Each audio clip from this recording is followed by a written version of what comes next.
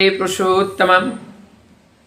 इतने डांट खाने के बावजूद भी जो सिगरेट के आदी हैं वो सिगरेट पीते रहते हैं, जो शराब के आदी हैं वो शराब पीते रहते हैं, और जिसके वजह से उनका शरीर नष्ट हो रहा है, अर्थ नष्ट हो रहा है, समाज में उनका बदनाम हो रहा है।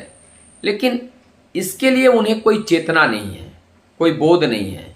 इसका मतलब वो अज्ञान हो चुका है, वो पशुवत हो चुका है, वो जड़वत हो चुका है।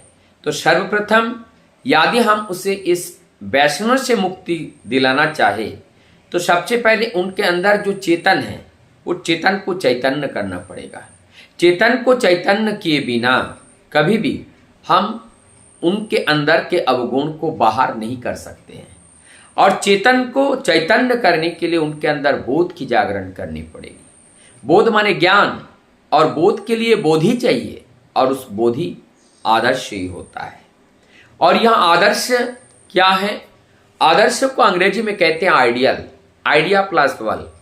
That person who have all the idea in every side and every answers of the every questions, and that person is capable and for remove and for rise, and that person should fall down and such type of debris।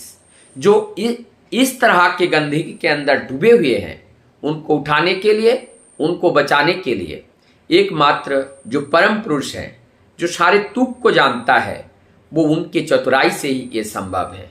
तो इसके लिए वो तो हमारे पास नहीं है, लेकिन हम जिसको ग्रहण करके चल रहे हैं, जो चतुर चूड़ामणि को, यदि उनको हम किसी भी कौशल से, हम स्किल के माध्यम से उनके अंदर अगर हम उस प्रभु को बिठा पाए, उनके हृदय में एक छोटा सा मंदिर हम अगर बना पाए और वहाँ प्रभु को विराजमान कर दे, और उनके उस संस्कार को धीरे धीरे उनके अंदर रोपण करते चला जाएं, तो निश्चित रूप से मुझे लगता है धीरे धीरे उनके अंदर वो बोध जागरण होगा। क्योंकि अब बोध का स्थापना हो चुका है, अब वो बोध का जागरण होगा। बीज जमीन पे हम रोपण करते हैं, उसके बाद अंकुरित होता है, और उसके बाद उनको नर्चर दिया जाता है, वो बड़ा होता है, फूल आता है, फल आता है, और उस फल का आस्वादन करते हैं।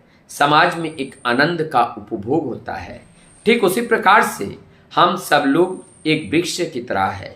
समाज हमसे आनंद पाना चाहता है, समाज हमसे दुख पाना नहीं चाहता है, समाज हमें अच्छा देखना चाहता है, लेकिन हमारे पास बोध के अभाव के वजह से हम भी एक सुंदर व्यक्ति हैं, हम भी एक सुंदर अस्तित्व है, हमारे पास भी गॉड है, हमारे पास भी भगवान है, हमारे पास भी सारा ऐश्वर्य है, लेकिन हम उस ऐश्वर्य को भूल चुके हैं, हम अज्ञान हो चुके हैं, हम उसको समझ नहीं पा रहे हैं। यही एकमात्र कमी है, और उसको जगाने से हम फिर जग जाएंगे। समाज में एक बार फिर आनंद, हर्ष, उल्लास, और परिवार में वो किलकारियाँ फिर से गूंजने लगेगी।